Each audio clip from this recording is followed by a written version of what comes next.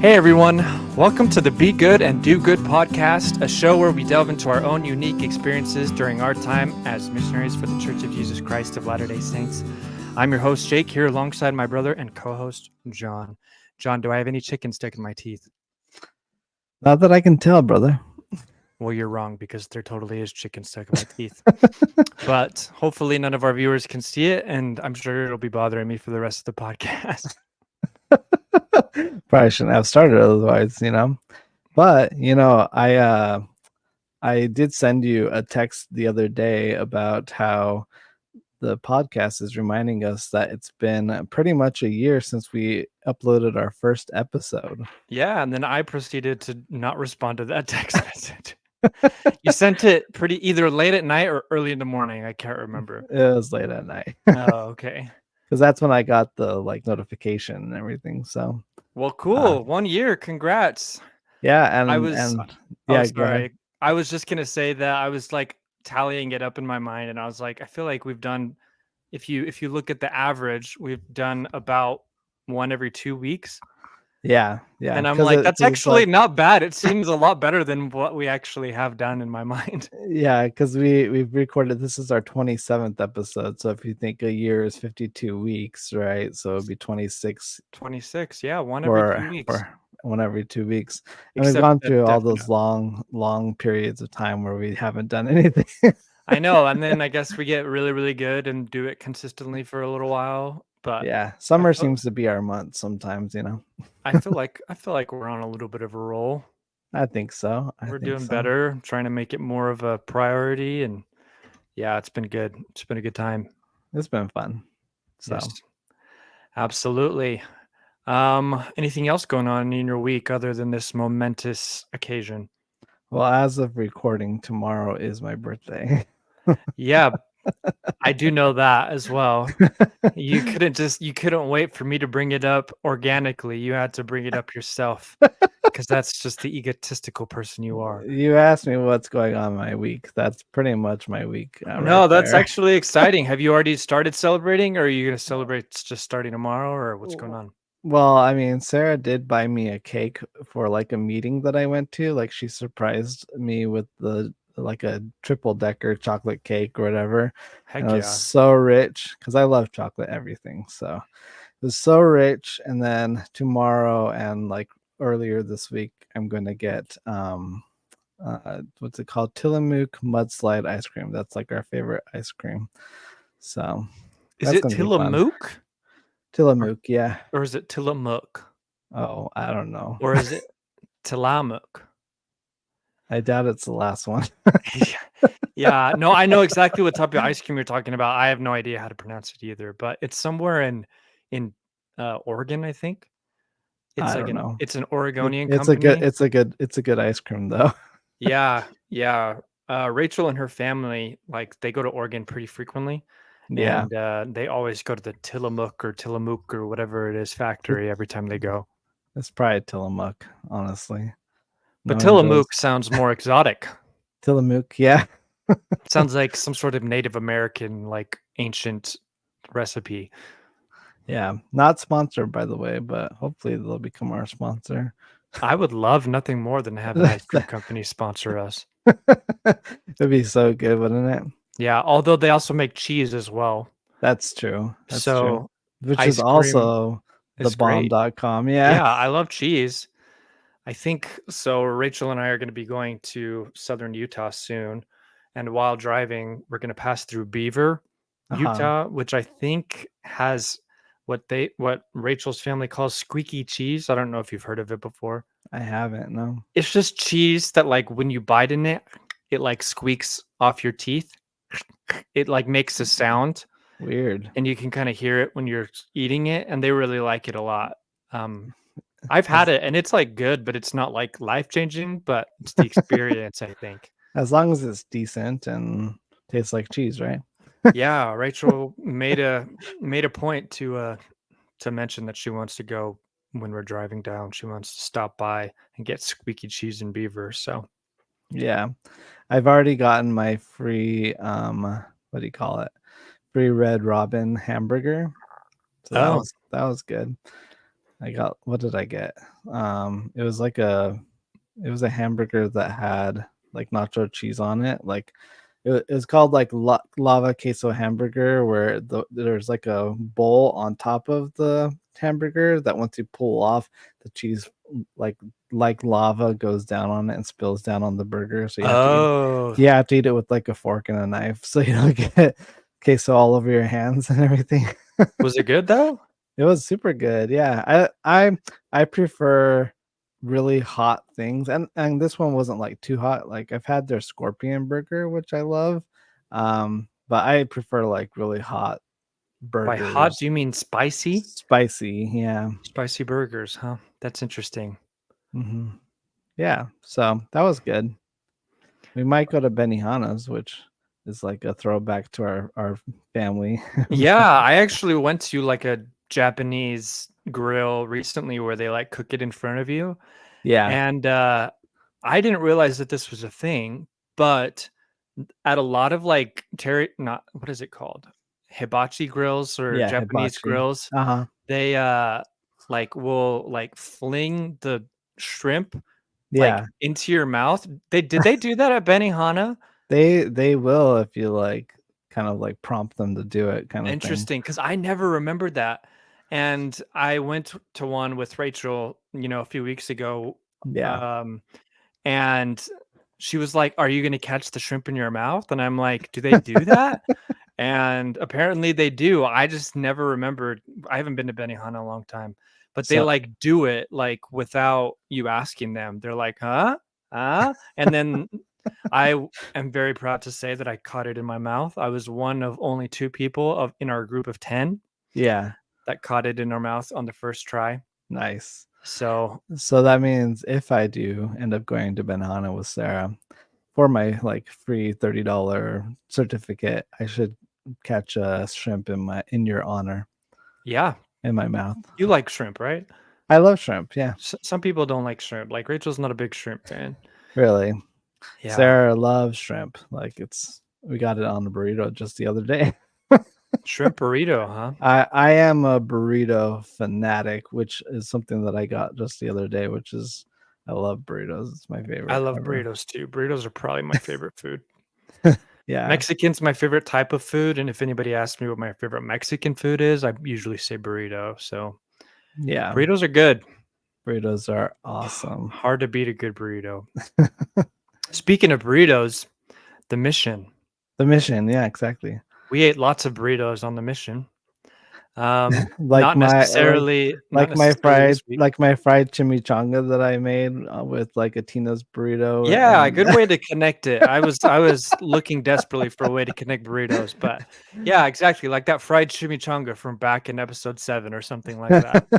yeah, I did Um, that with Elder Elephant. He was just like, "We gotta make like fried burritos," and it's good though. it I is actually good. Yeah, have done that since then, and it's actually pretty good. yeah. But there's a lot going on this week in terms of like what we talked about this last week. I recently had a baptism of Cheryl, which was awesome. I met Carlos. I met Carlos, and he was progressing a ton just in the short amount of time that I had met him. And then Hmm. you had done what is referred to as the buckle challenge. Yeah, Um, which kind of leads me into a story that I want to tell today. I already read this story actually when I was putting in my show notes, and I shared it with Rachel, and we just had like a mutual, just facepalm moment. It was not my best moment, No, and but it honestly could happen to anybody. yeah, so I was a naive missionary. So this happened at the same time that I went to I just didn't remember it happened then because the repercussions were until this week of the mission. So Mm, we went to the mall that one day that we did the buckle challenge, and we as missionaries we were like in a group, a little posse of missionaries, yeah. 4 or 5 of us, 6 of us, right? And we were just walking by K Jewelers, and they're like, hey guys, come over here.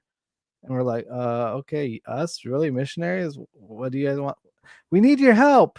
And honestly, I was like the naivest missionary. I'm like, oh, they need our help. Let's go help them.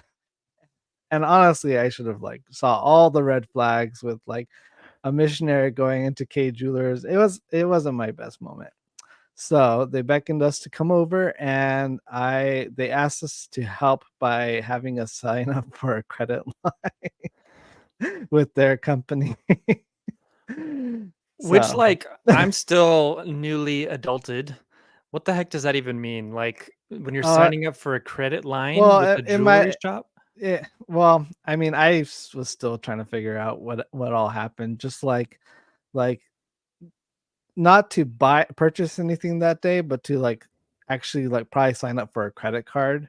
So they Yeah. had to search into our like credit history, do like a credit score check and everything. All of the above. And we like as a new missionary, like I just barely got a debit card recently, Yeah. or not really because I went to college for a year, but anyways, I thought that was the end of it, but turns out a week and a half later, mom emails me and says, John, something like you got a letter from K Jewelers. They said that you had applied for credit and you got denied credit because you don't have enough money or whatever. She was thinking that my someone was trying to steal my identity with this credit check and everything, and this credit sign up. And so when I got this email this week, I felt so much shame. And I was like really in the moment too of like after they had bamboozled us and like had us sign up for a credit check, I was just like, this is so weird. And honestly, I think they gave us something. They gave us like a stuffed animal or something. I don't Oh, know. it was totally worth it then. Yeah, I'm trying to remember the whole thing, but anyways, I felt so much shame, and I like emailed mom back like apologizing profusely and saying, "So sorry I did this stupid thing. I'll do a lot better, and I'm so sorry." A week later, mom emails me and she's just like, "Well, I'm glad it was you signing up.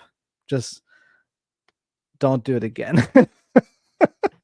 Yeah. And then she said this quote, if someone asks you to help them, politely decline. Which I'm And sure you it did for the rest of your mission, for right? the rest of my mission. So That's so anyways, weird. yeah. That's just such a weird situation, like, these people, like, either they've, like, encountered missionaries before or, like, something because, like, that's so weird that they would be like, "We need help."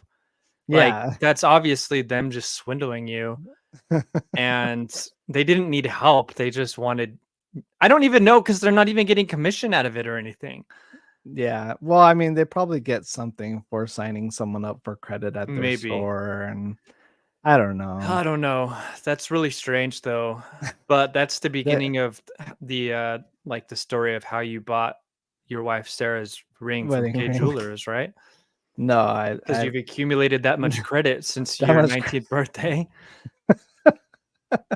no, that's not the thing, but, like, maybe they were thinking, like, "Man, these guys look like young men, they're all dressed up nice and everything, maybe they'll buy a wedding ring for cheap," or not cheap, obviously, it's like Kate Jewelers, but they'll buy a wedding ring here from us, and we just, like, go and sign up for credit instead, and they're like, "Darn it." So maybe I Yeah. bamboozled them. Take that, Kate Jewelers. No, Unless you wanna sponsor us, unless you in which case we will take that, Kay Jewelers. we will.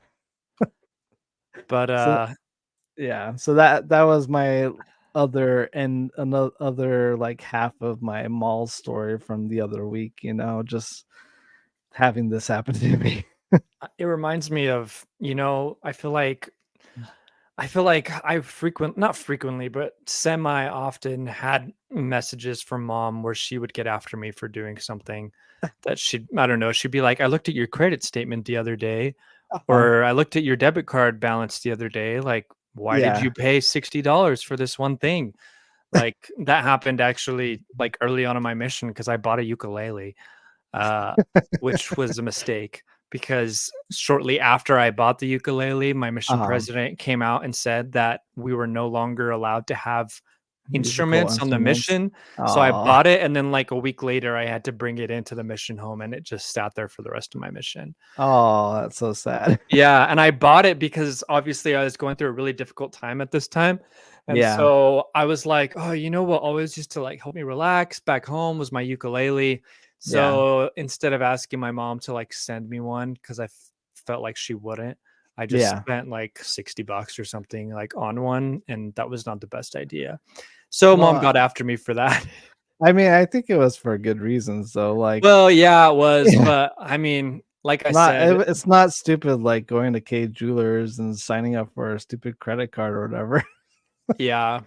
That's not yeah, this was for at least to alleviate some anxiety and stuff you were feeling on the mission. This had a purpose, mine didn't.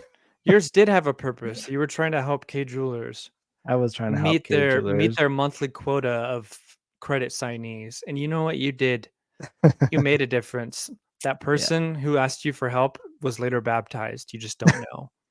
Yeah, because he saw us elders, like, sign up for credit or whatever. Yeah, being so helpful. He's like, wow, they did this without even thinking twice. Without batting an eye. They must have such great faith.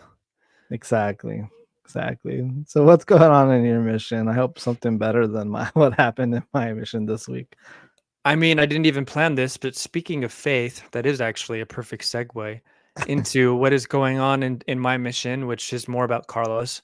Yeah. He just in the last week or two, he has just been progressing at like breakneck speed.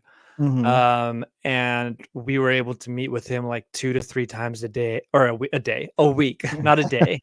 That would Yeah. be kinda we actually became a trio, and Carlos was our 3rd missionary. No, no. Although at some point, to some extent, it almost felt that way because Oh, really? Carlos became like such a sorry, my microphone just fell. No. Hopefully, that's not a bad omen of things to come. But, Carlos became like a regular, and he would help out the missionaries like any opportunity that he got. Uh-huh. Like, for example, we had been like expressing to him, we were like, hey, like, yeah, general conference is coming up. Like, uh, we normally like try to watch general conference like at the church building, Uh-huh. but obviously we don't have a ride there, so we're just trying to figure out like what we're gonna do. And then he's like, "Oh, I can give you a ride," and we're like, "Oh, like wow, thank you." And so he gave us a ride to the stake center, and then Wow. watched 3 of the 4 or 5 sessions of general conference with us, Yeah. which was That's so awesome. cool. Yeah. And then we expressed, "Oh man, we like don't have a ride to church because we maybe we were kind of taking advantage of him a little bit. In retrospect, that's what it sounds like, but I promise we weren't trying to. But yeah, we were like, yeah, like we usually have to get a ride to church, and we obviously wanted him to come to church with us, Yeah. and we're already committing him to come to church. And he's like, yeah, I'll come to church on Sunday, and like I could give you a ride too. So Oh, like cool. we actually ended up like driving with Carlos like pretty frequently to different appointments because if you remember, he was suffering homelessness at the time. Yeah. And so he had a lot of time on his hands. He was in the process of looking for a job and everything. Uh-huh. But yeah, so he just had a lot of time. So he would like come with us to lessons, Uh-huh. like when we had lessons with like, single women, like we needed a man there present. So he would come with Yeah. us to lessons. He would take us to church. He would go to general conference with us and watch general conference. Like within a matter of like 2 weeks, he was like we'd see him like almost every other day, and he would like just was just gung ho about the gospel, gung ho about helping us, gung ho about everything. And it was like honestly like a miracle situation. Yeah. That's So awesome. that was yeah, that was super cool. And it reminded me of like I wrote about this in my journal. One of the like probably the second or third time we met with him, we arrived at the park, which is where we had a lot of our lessons. Uh-huh. We arrived at the park, and he was obviously like very down, and you could just tell that his like countenance was just sad for some reason. And so we're like, hey, like man, what's going on? Like, how can we help? And he told us about a like an earth, maybe not an earthquake, it was some sort of natural disaster, but maybe like an Yeah. earthquake Yeah. that had occurred in his town in Puerto Rico where he was from. Oh. And that's where his ex-wife and his kids were living at the time. And Uh-huh. so this earthquake had happened and it had like ruptured the dam or something, or the water tower or something Yeah. by his village. And like it had wiped out his entire village. Oh, And wow. yeah, it was like we definitely were not expecting anything of that magnitude. We were like, oh, maybe he like got a flat tire or something on the way here. But, Yeah. and so he wasn't able to reach out to his family or his kids or whatever, because the electricity and everything was out in his village back in Puerto Rico. Oh, And wow. so he was living in agony, not knowing if his family was okay or if something had happened or whatever. And Mhm. um, so we took that opportunity there to like share with him about faith and about about how the Lord can help us and strengthen us through the enabling power of the atonement and all of those things. And Yeah. then at the end of the lesson, he was like, thank you so much. Like, this is really what I needed. Like, as I was driving here, I was tempted to just cancel the appointment or not come because I was just so down. Sure. And, this was, exactly what I needed. And it helped me to, I guess, to rekindle my faith and recognize that if I trust in the Lord, everything will work out.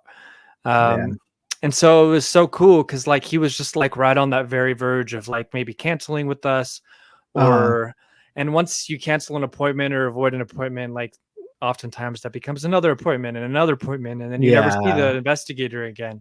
Uh-huh. But he managed to fight through and exercise his faith and met with us.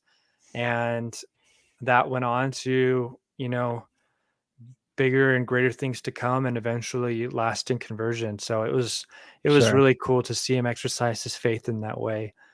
And his family was okay. Okay, I was gonna ask. Yeah. Yeah. Yeah, no, they were okay. And they ended up getting in contact with him, I think a day or two later Okay. after they were able to find signal or electricity or whatever it might be. Uh-huh. But obviously it was a really difficult time for him just waiting in agony as he just waiting to hear from his family. Yeah, it's really nice to know that the gospel brings comfort, especially in times where we don't know what's going on with stuff around us, right? For sure. Such as an earthquake, and just knowing that Jesus Christ can provide that comfort. So that's the beautiful thing about the gospel. Absolutely. And, it was definitely Carlos, I mean, to this day, still continues to be like an example to me of just such strong faith.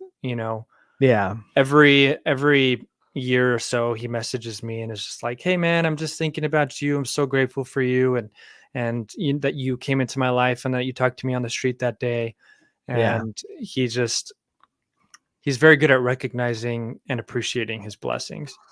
That's really cool. Yeah.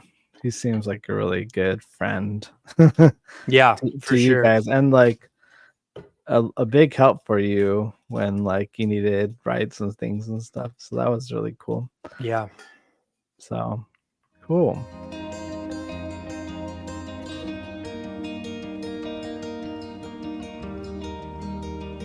So this week it's getting colder. I saw like in my journal it's like right around 35 degrees, and we're like both simultaneously excited. Me and Elder Leopard are simultaneously excited because there's like snow, like just the first flurries of snow. But Yeah. we're also like scared out of our minds.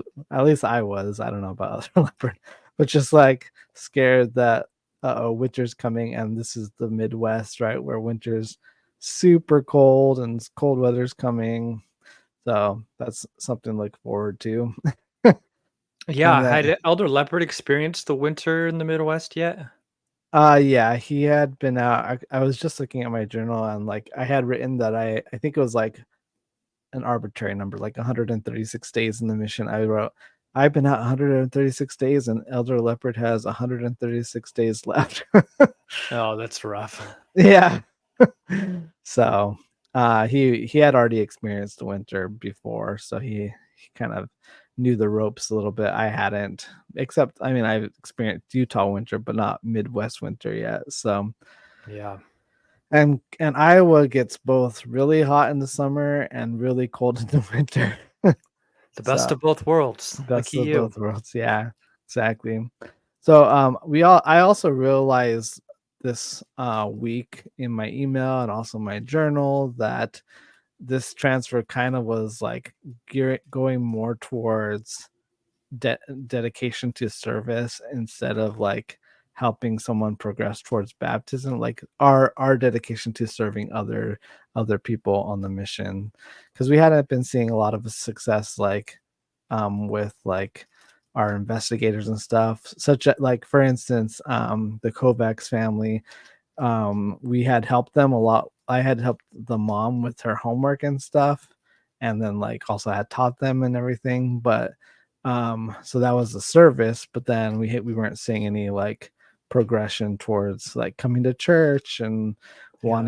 wanting to participate that way. So that was a little bit sad. But another thing that happened this week was Elder Leopard, after being sick for like a couple hours, helped change the brakes pads on someone's old car. And I kind of like helped by like giving him the wrench or giving him the whatever. Look at you. What a contribution that was, I'm sure. So anyways, it's just kind of what's been going on. But like it wa- it was a hard realization because like this is we're out to help other people come into God through like their own conversion to the gospel, and not Yeah. seeing that happen, but also being able to help others through our own service, physical and otherwise. So pretty good. Mhm. That was good. So, and also the transfer is ending pretty fast too, like already. Like Yeah, I feel like you just got I together with know. Elder Leopard, and yet the transfer is already almost done. Yeah, it's like a week and a half away already. So that this one was fast. Yeah, a lot of different missionaries, no matter where they served, had experiences or like droughts where it seemed like they had nobody to teach and they were just exhausting, every single uh finding tactic, which service Yeah. is a good way to find for Yeah, exactly. sure, Hmm. offering that service and going around and helping in any way that you can. If nothing else, is a good way for you to develop relationships in the community Yeah. and develop a reputation. So that's good. Um, I definitely had many, many droughts such as that on my mission, as I'm sure we will discuss in future podcasts. Mhm. But I Yeah. was really blessed and fortunate to, have a lot of this success at the very beginning of my mission. Uh-huh. But I also think that if I had not had that success at the beginning of my mission, I don't know if I would have lasted. Because the mission was already so hard when I Yeah. had people to teach and when I was blessed to be able to be baptizing and helping people towards their lasting conversion, that Yeah. if I had just been finding every single day and tracting and doing all of that stuff, like, I don't know if it would have worked. So I definitely saw it as a tender mercy from the Lord that I was able to, work on teaching and that aspect as opposed to the more grueling finding. Yeah. uh And so that's the thing. Like I think the Lord sends things in our path like for reasons that we are unable to see in the moment. You know, hindsight is 2020, right? And like for instance, like this time that is kind of a drought of not having any progression like made me really excited for when I was able to help teach other people the gospel and stuff and help them progress. And like there's gonna the future is, or the present is still young and the future is coming, right? So there's still a lot of great things to come for my mission. So yeah, I like that. It kind of helps you and makes you appreciate when you do have people to teach a little bit more. It helps you to treasure the people a little bit more, which yeah. is, I think, really important as Yeah. as a missionary. And like maybe, and also experiencing success at the beginning of your mission, maybe that was what you needed at that time. Like you just said, it's something that you needed to experience, and it was the right thing for you at that time, and it helped you stay out on your mission more. So like God knows what he's putting in front of us, and like, and it just, it all works out in the end, really. So Mm-hmm. For sure. For sure. Speaking of success, yeah, keep going, keep going. I feel I like want I to feel hear like it. I'm putting salt in a wound a little bit. You're like, No, "Oh, no, no, this was hard." no. This, I want to hear the success. Um, this week on my mission was another very successful, happy time for me as a Nice. missionary, because we were able to. I think I mentioned it briefly in a past episode, but the son of our two investigators, Stephanie and Tyler, Uh-huh. Jadyn, was baptized that week, Nice. which he was 9, so it was still technically considered a convert baptism. Yeah. So that was nice for us, obviously, to be able to not only teach and bless the lives of the parents, but also teach and bless the lives of the children as well. That's cool. They had 2 kids. Jadyn was 9 at the time, which I think now he's in high school, which is crazy. I follow them along on Facebook, and now he's Yeah. honestly probably like a sophomore or junior or something in high school. Yeah. But yeah, he was baptized, which was awesome. But what I loved the most about the baptism was actually the fact that his dad, Tyler, was the one that was able to baptize him. Oh, Um, that's really awesome. yeah, That's because special. yeah, Tyler had just gotten baptized a month earlier, and Yeah. if you're older than 12, you usually get the priesthood shortly after your baptism, and so he was able to be ordained to be a priest, and was Yeah. able to baptize Jadyn. And it was just such a proud moment for us to not only witness another baptism, but witness Tyler exercise his priesthood, Yeah. and do the baptism, which was so cool. That's very, Um, very cool.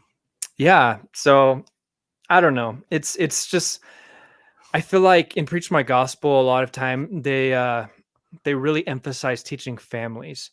Yeah. They make it a big deal. They're like, find and teach families, because then you can help not only one person progress, but an entire generation and Yeah. generations to come, progress uh towards Heavenly Father, and in their conversion. Mhm. And I did not was not able to teach or baptize many families other than Stephanie and Tyler and their son Jadyn. Yeah. But I was just super grateful for the opportunity to be able to just be a part of that, Mhm. and watch their lives change, just and kind of, I guess, adapt and be better because of the gospel, just like my life had been blessed to, I guess, have the gospel from a young age. Yeah.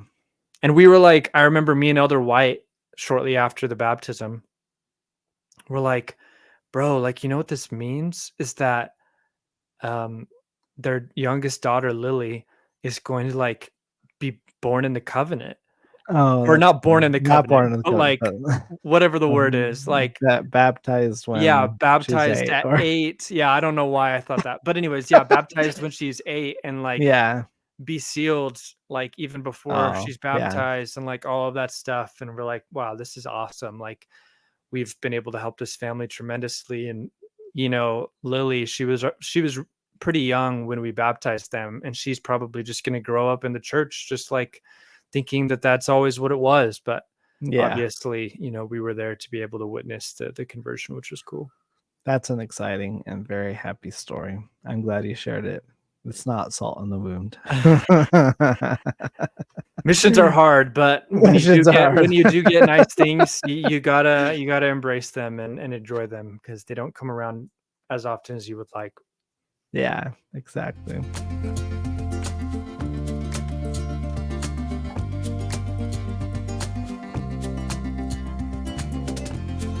So, do you want to share a scripture nugget? Is it about that time? It's about that time, and I've got one about faith in honor of our dear friend Carlos. It's in Ether chapter 12, verse 6 is where it can be found. And it says, and now I, Moroni, would speak somewhat concerning these things. I would show unto the world that faith is things which are hoped for and not seen. Wherefore, dispute not because ye see not, for you receive no witness until after the trial of your faith. And I wanted to share the scripture, obviously, because I think Carlos was just such a good example of faith, Mm-hmm. from just right the very, very beginning. When things were difficult, he didn't lose heart. He knew things were going to be better. When he had opportunities to turn away from God, he just grasped harder onto the iron rod. And I just thought, you know, what an amazing, amazing just example to all of us to always, always strive to be faithful even when things are difficult. Yeah, he was an example to you, huh? Yeah, still Yeah, is to this day for sure. which is cool because we're striving to be examples to others, but like when our investigators flip the script and become our examples and become our friends, it's like so amazing. So And that's one of the best things about missions is the relationships and the friends that you make that, transcend the rest of your lifetime. Like yeah, I've got friends that I'm still in contact with, even people who weren't baptized, who I yeah, just developed a really good relationship with, despite, not necessarily being able to lead them into the waters of baptism. for sure. And it also helps that if and when you go back to visit your mission, you have places to stay. So Exactly. yeah, that doesn't hurt either. So for those of you who are preparing to serve a mission, make friends because those friends are free hotel rooms, Yeah, for sure. but also they're people and not just numbers, but also hotel rooms. But also, yeah. So I chose my preach my gospel nugget in response to my last 2 weeks of stories of stupidness and stupidity, because I feel like this is in response to that. So this is found in the first chapter of Preach My Gospel. So like it's about your purpose. What's the first chapter called? I should know this already. Our missionary purpose or your missionary purpose. Your missionary purpose, I think, right? So it's called the section heading of this one was called the authority and power of your calling. This authority includes a responsibility to live worthy of your calling. Take your setting apart literally. Stay away from sin and from anything that is crude or vulgar. Stay away from the ways of thinking. Sorry, stay away from the ways and thinking of the world. Follow the standards and missionary standards for disciples of Jesus Christ. As the Lord's representative, be an example of the believers. Honor the name of Jesus Christ by your actions and words.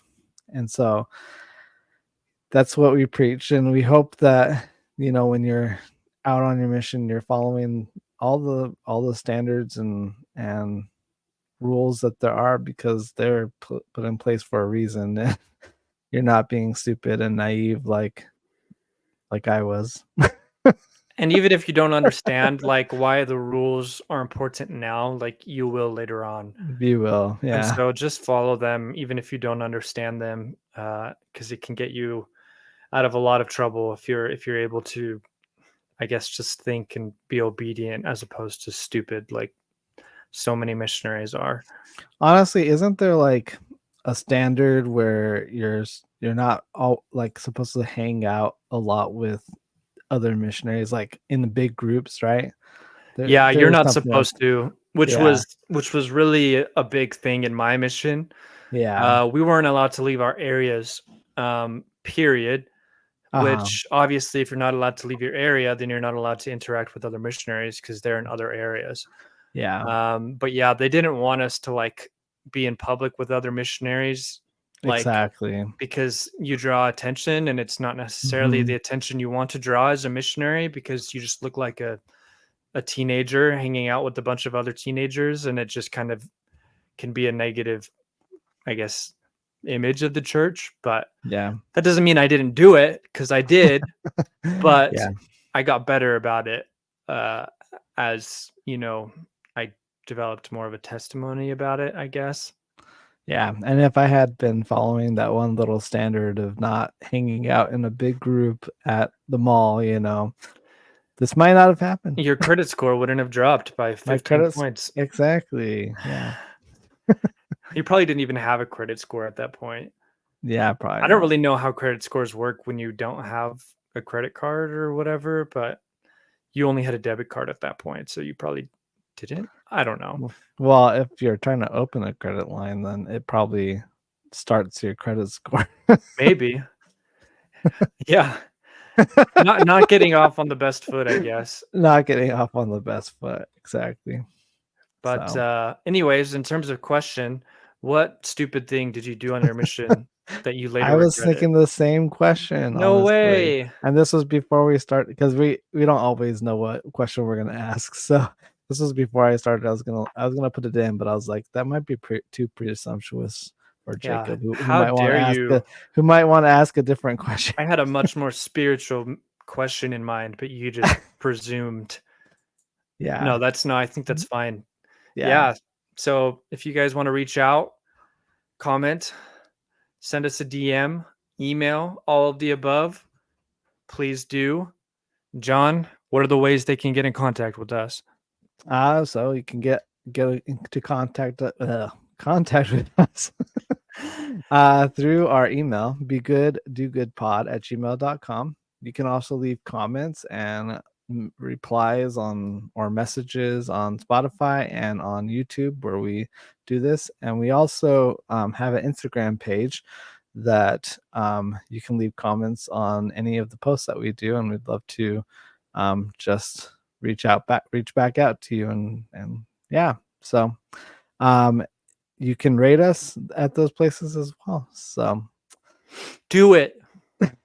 please. If you're listening, do it. And You have nothing to lose. hopefully our sponsors of K Jewelers and Geno's and Pat's and They're gonna they're gonna get a bunch of bots, and they're just gonna and spam our Spotify and YouTube and and Instagram. Tillamook and Exactly. This so time next week, we're gonna be top 10 podcasts in the country. exactly. This time, 2 name weeks from dropping now, all these people. top 10 podcasts in the world. This is the beginning. This is only the beginning. Only the beginning. Happy 1 year. Happy 1 year. So thank you for joining us and following us on our journey through our missions and just listening to our stories. I mean, however spiritual or stupid they can be. And please tune in next week, and just remember to be good and do good.